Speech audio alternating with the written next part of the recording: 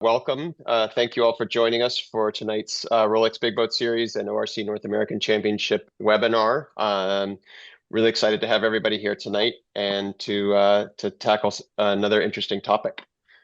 Just to kind of refresh everyone, this is our second of three webinars on the Rolex Big Boat Series. Last month we talked about sort of preparing and thinking about ORC ratings and the impact of just being ready to have your boat ready for ORC. Tonight, we're going to talk about optimizing your sail inventory for the Rolex Big Boat Series courses. So we've got a whole team of folks ready to tackle that. And then in August, closer to the event, we will have our third and final webinar to talk a little bit more about the format of the regatta and some local knowledge, winds and currents, and things like that. So mark your calendar for that one. We've got a pretty awesome panel here tonight. I'm joined by two of my colleagues from North Sails, Theodon Wyson and Bill Colombo, both based in San Francisco and with extensive experience preparing boats for and racing in the Big Boat Series. And we're also joined by Dobbs Davis, who is really our guru of all things ORC. So again, we've got a pretty crack team and with a ton of experience and expertise to share with you tonight. Just a little bit about our format. We're going to do this as sort of a panel conversation and encourage anyone that has any specific questions to please put them in the chat. And we'll make sure that if it's timely, we'll try to get to it in the middle, but we also have allocated some time at the end for questions and answers. So. All right, so just a little bit about what we're going to cover tonight. We're going to talk a little bit about the Big Boat Series courses. Many of you may be very experienced with the Big Boat Series, but it is kind of unique in its variety of courses. And especially this year, as part of the ORC North American Championships, there'll be a new coastal race. So we're going to spend a little time talking about that. As it relates to courses, thinking about sail selection, sail crossover charts, items like that. And then just a few housekeeping things around sail inspections, because it's the North American Championships, there will be a sail inspection regimen. So we'll talk a little bit about how to make sure you're well prepared for that. And then a little bit at the end, just about kind of thinking about with the courses and some of these courses are different from our typical windward leeward buoy races. So thinking about how to get your team ready from a boat handling and boat management perspective for the regatta. And then again, as I said, we'll have time at the end for questions. The Big Boat Series is 4 days and known for a very wide variety of courses. Typical windward lewards will start many of the days. Bay Tour races tend to finish the days, and especially on Sunday, there's typically a longer Bay Tour race. And then, as I mentioned, this coastal race is going to be new for 2026. So, Dobbs, do you want to kick us off? Just talk a little bit about kind of what these courses offer and what the Big Boat Series is accomplishing with some of this. Thanks, John. The principle behind a coastal course is that the name of ORC is Offshore Racing Congress. So we need to have some kind of offshore skills demonstrated in the event format. Windward leeward racing is a particular kind of racing, but we'd like to test offshore skills like navigation and sail selection and being able to do sail changes and sail at a variety of angles where your seamanship skills, sail trimming skills, and sail selection skills are tested. So in our format, as outlined in the notice of race, we're going to have what we're calling a coastal race. And the target for that is a race of 5 to 6 hours duration, ideally. Everybody who's local in the area knows that if you try to start a race before 10 or 11, you're probably not going to be very successful. The normal westerly breeze fills in around 10 or so. So the idea was we wouldn't start a race prior to that, but then we have a kind of a hard stop dictated by the event program to get everybody back in, get that race finished, get everybody back ashore to enjoy the shoreside festivities, so that is pointing towards, 4 or 5, 6 hour duration. Ideally, we'd love to see if we could get a course that takes the fleet out the gate, around Bonita, and maybe up to Bolinas Bay. There's a buoy up there, kind of at, I don't know, about 2/3 away up the page. You can see that curved bay that it's on the left side. There's a buoy just below the cursor. I think it's somewhere in that neighborhood. I know there's a bell buoy there, or it's supposed to be there.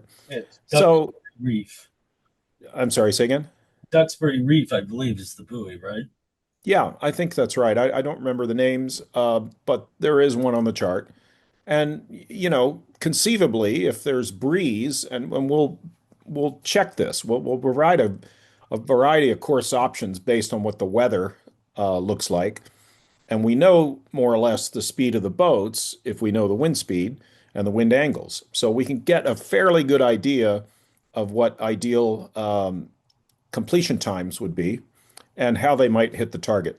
And I'm glad Michael's just joined us because he and I talked about this um, back in September of last fall, kind of mocking out what some of these courses might look like outside the gate.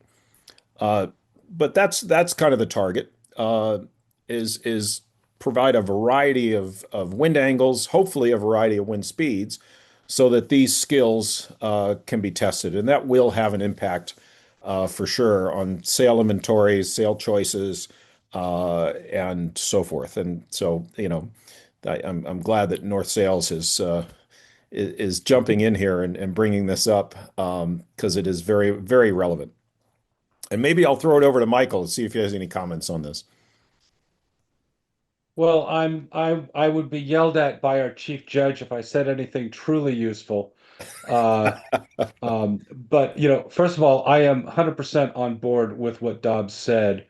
Putting together some courses that will exercise the boats in a variety of offshore like conditions.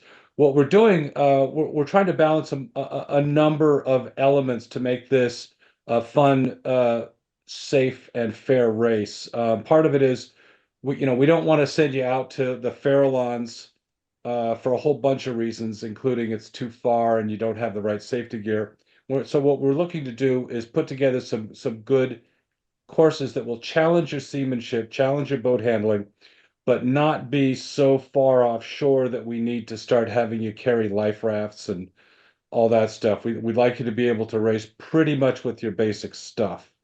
But ideally, we're gonna put you through the paces in terms of boat handling.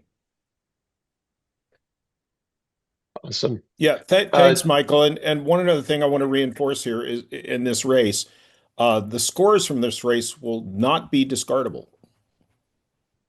Okay, so and we haven't gone as far yet, although we may not. I don't know. We'll discuss it with the committee, because for next year's North American Championship in Fort Lauderdale, the Storm Tricycle Club, who's going to be hosting that, have already proposed some ideas to amplify the points values of these offshore races.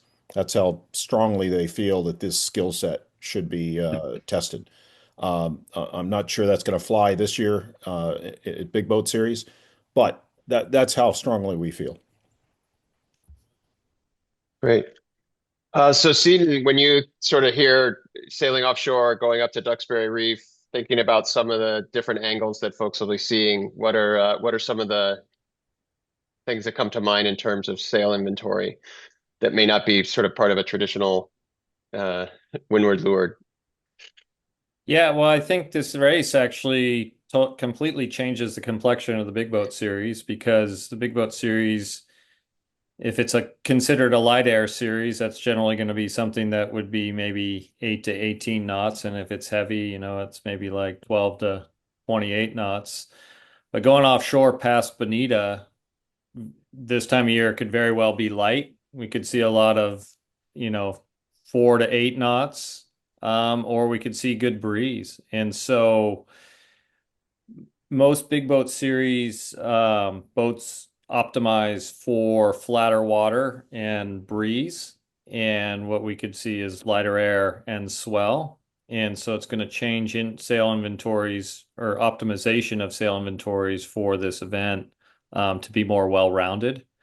And so I think you're going to see maybe more so a lot of the boats that carrying Genoas for this regatta because of this race, and also looking at crossovers with particular code sails, code zeros, tweener type of sails, maybe more reaching oriented spinnakers, staysails, lighter air sails. So it's going to a lot of thought is going to need to be put into a sail inventory just because of this race. It's going to be one of a number of races, but every race is critical. None of the races are thrown out, I believe, for none have in the Big Boat Series in the past. So I don't believe there's going to be a throwout in this series either. And as Dob said, this race wouldn't be discardable anyway. So it's a critical race to start the series with. So the boats are going to really have to be optimized for a wide range of conditions and a wide range of angles. If I may, John, I'll also make the comment that while we have already some course models on page 2 of ORC certificates that are tailored toward Big Boat Series, those are standard windward leeward models in the 5-band approach, 60-40, 2/3 upwind, 1/3 downwind courses in the 5-band, as well as the what we call SF Bay tours, which St. Francis helped develop and we have on certificates. This race will likely not fit any of those models. So therefore, it's going to fall on my shoulders, I'm sure, to devise what the scoring models will be for this particular race. And I'll work closely with Michael and his colleagues at that scenario. We're going to do our very best to model it as accurately as we can based on the forecast. And everybody will be provided the ratings and time allowance sheets prior to the race once a selection is made. And the timing on when that call is made is to be determined. The sailing instructions haven't even been drafted yet, but these are all things we're thinking about. I'll also say one thing, which is to Seaton's point, having these specialty sails in your on your certificate and in your inventory is not a bad thing because in our system, if we get the course modeling correct, you're not going to be penalized for having, let's say, LRH, large roach headsail. That is invisible in VMG sailing, windward leeward sailing. It doesn't affect your rating at all. It's only going to affect the rating if in the niche where that sail it contributes to performance, and if that's reflected in the scoring model. So I want to make that clear. A lot of people think that these sails are so-called penalty sails, and they're really not. So I wanted to help reinforce that point. Got it. Thanks. So Bill, we talked a little bit about sail crossover charts and thinking about how things are maybe people might want to expand their thinking. Could you just sort of, for folks who may not be as familiar with them, walk through sort of what a crossover chart is and how it can be useful and how folks might want to think about their inventory related to it? Yeah, so it's just a graphic representation of that's based on your polar chart of where each sail in your inventory fits in with different wind angles and wind strengths. And you can see here, A0, jib top, the spinnakers are on the bottom. And this is what I call the blob type version. There's also a more of like a spreadsheet, but they all basically give you the same information. You could see the overlays of the GS, the Genoa Staysail, and the Spinnaker Staysail that overlay the other sails. And it really does help you make some if you have a good forecast, you can make a pretty good plan as to what sails you're going to do when. You can position the sails in the boat so that, like for this offshore race, you probably have to do at least one, two, three sail changes. So you can be ready for that. And, these charts, you can get them with the help of your sailmaker, and they basically help you organize your, race. They can also, if you're using a program like Expedition, a routing program that can be plugged in there, and those programs actually help select sail choices or predict sail choices. Got it. They can be really useful. And what we do with these things is we'll print them up, laminate a few of them and tape them, maybe one down by the nav station and a couple up on deck so that people can actually, see them pretty easily. Anybody can sort of look at it. And it's the idea is like, hey, we're sailing 100 at, 18 knots breeze, and you can pretty much look at it's J2 time with a Genoa staysail. So they're pretty good, and like I said, we're probably going to have to do a few sail changes. That's something that I think people should plan for and practice, and do whatever you can to make those changes easy in terms of accessing the new sail, and have a plan for getting the old sail down and stashed away in an expeditious, quick manner. Because a bad sail change can really kill you. Good sail changes win races, bad sail changes can lose races. I have a question, Bill. These are obviously based on the polars of the boat in question. What I'm and I can see, these fields obviously changing with the boat types. One thing that I could do, if I were provided this in, like, say, a XLS format, is I could overlay on top of this where the wind model, the scoring models are, because these are nothing more but than the field. So, like the 5-band range of wind speeds might overlay something like this, and then give your customers and those that develop these things a sense of, okay, medium to high wind conditions, we need the J2, maybe the J3, may depend, that sort of thing. Anyway, it would make this thing probably more complicated and unreadable, but it does come to mind for me. You talk about the wind band specifically for ORC wind band? Yeah, for ORC scoring models, yes. Yeah. No, you could do that. I'd have to think about it a little bit, and the challenge would be to be able to display it in a way that it just doesn't become a complete mess and unreadable. See, I mean, we don't know what the scoring band is prior to the start of the race. Yeah, you do actually, because the race committee announces it. Oh, okay. Oh, right, but right at the start, not at the dock or anything like that, right? No, but again, you could anticipate, and it is a range of speeds. Yeah. So anyway, it'd be interesting to look at that.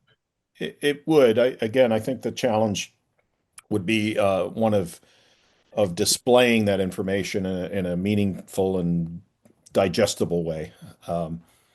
This is pretty good though, and I will also say that ORC speed guides of polars are available for anybody with an ORC certificate, and exportable in expedition format. So can you explain to people how they would find those? Like, can they go on the orc.org page and just pull up? No, you go to there's a portal called Sailor Services, ORC Sailor Services, and the login is free. You can look up your boat or any boat that's had a certificate. It's best, presuming people listening in on this will want to focus on their own boat. So once your certificate is issued by U.S. Sailing, you can then find it in Sailor Services, and you can order a speed guide through that portal. And I think it's 30 euros, 40 euros, something like that. It's not very expensive.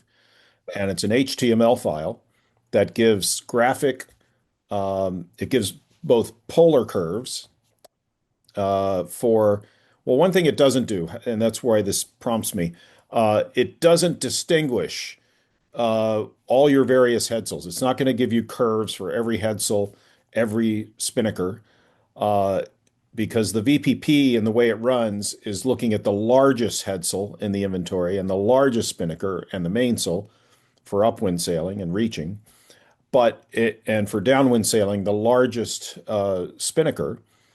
But the specialty sails like Code Zeros or Flying Headsails, they will have their own curves on the speed guides. So, and that information is exportable in a CSV as well as format that's can be downloaded and uploaded into Expedition. So that might be useful for some. Awesome. Yeah, I'm not sure if people knew that they could just go get those. Oh yeah, yeah. All self-service at ORC Sailor Services. That's awesome. Great. All right. Any other thoughts or questions on our additions on just sail selection and crossover charts? All right. I'll move us along. So, That go ahead. just FYI, that was a Pack 52 crossover chart, and if the blob one was a Sydney 36. Thank you.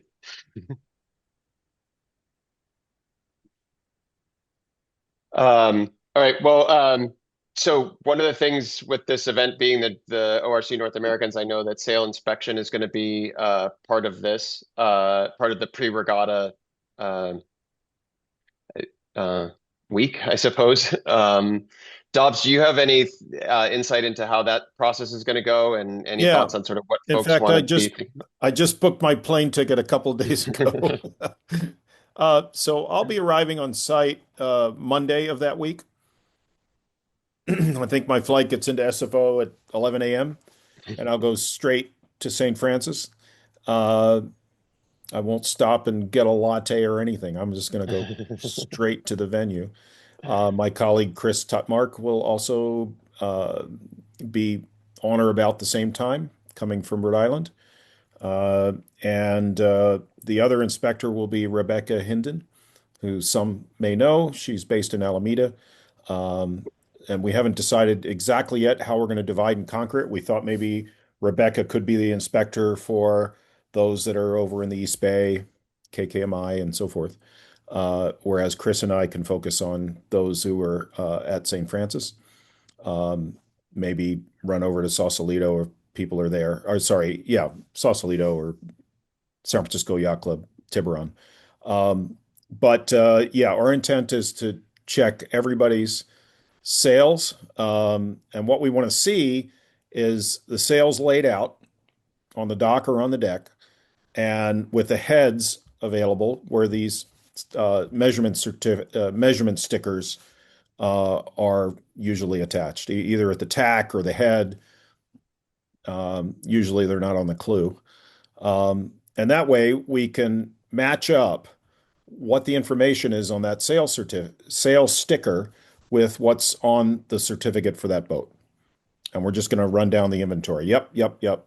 Tick the boxes, and if you're organized, it'll take 15 minutes. If you're not organized, it's going to be a hassle. So, purpose of this this webinar is to assure everybody to try to be organized, and we'll be sending out emails and harassing people and setting up a schedule. But the whole idea is for us to go through this process and make it as painless as possible. But being a North American Championship, we want to make sure everybody's compliant with the rules. So just be organized. So just to be clear, that's every sail on the boat, not just like the biggest spinnaker and the biggest tip. For North American and World Championships, we like to see every sail that's being carried on board be on the certificate. And the reason for that is not that it affects the rating, but it does show compliance with the sail limits. You're limited to the number of headsails, you're limited by a number of spinnakers. That's on page 1 of every certificate. So, and those limits are pretty generous. But Staysails, for example, those are headsails. So they need to be measured and they need to be on the certificates.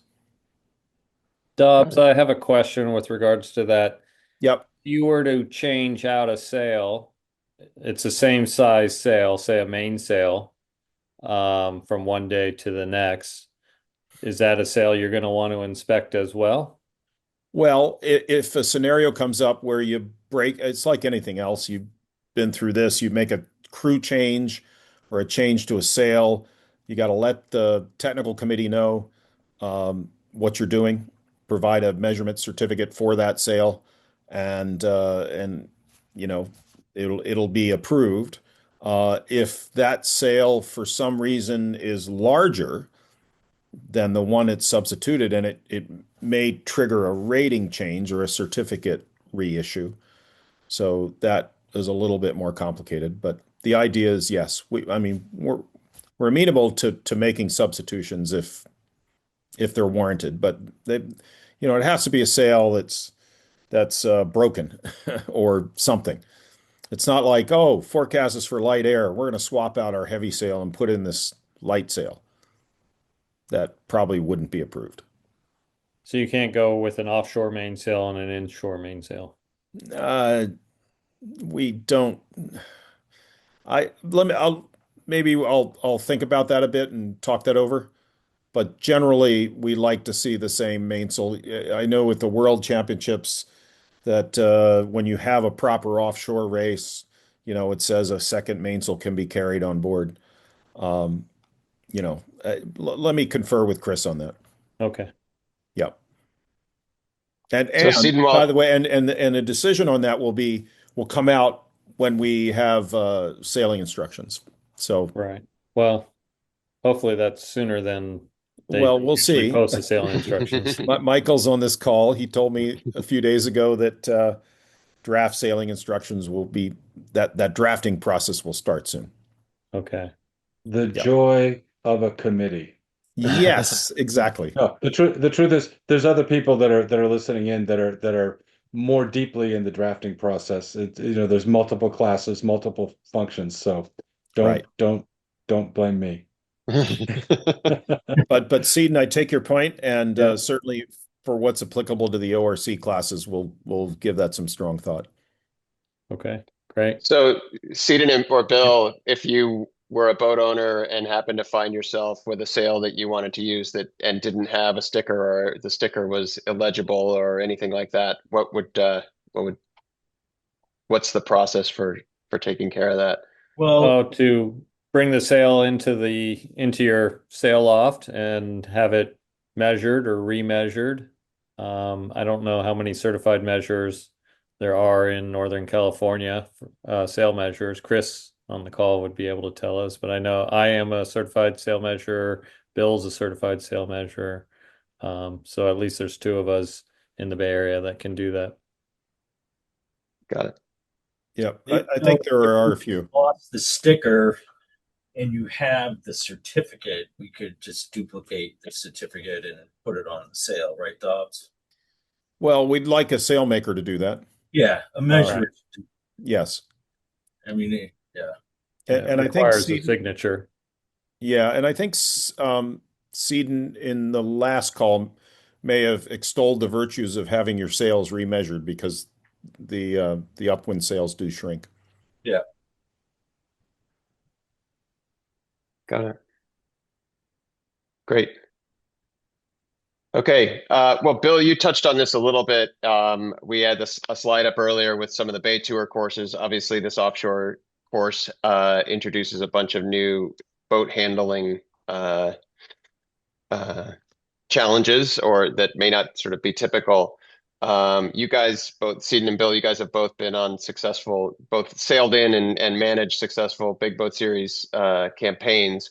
What are some things that folks should be thinking about, just not so much in terms of sail maybe inventory, but also in terms of sail management as they think about getting their crew and their boat ready for the event?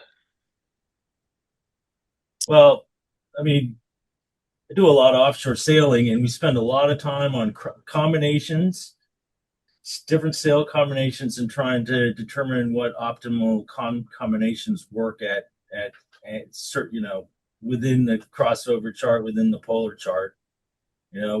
When do you use a Genoa staysail? When do you use a spinnaker staysail? When do you triple head, double head? What sails are you using?